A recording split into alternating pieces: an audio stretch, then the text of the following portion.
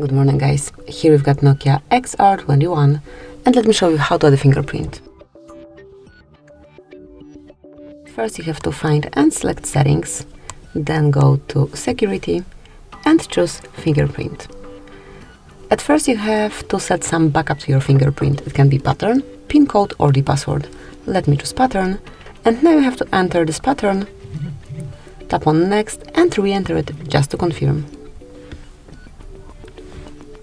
Here you've got the notification content, so smoothly personalize it however you like. I want to hide it all, then click on done, and now it's time to place your fingerprint on the sensor.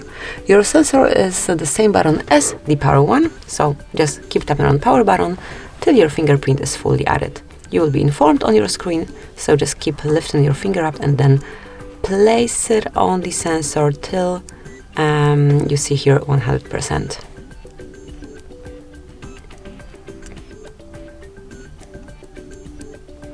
And that's it, click on done. From now on, you can unlock your device with this fingerprint only, just by tapping. Thank you for watching. Please subscribe our channel and leave the thumbs up.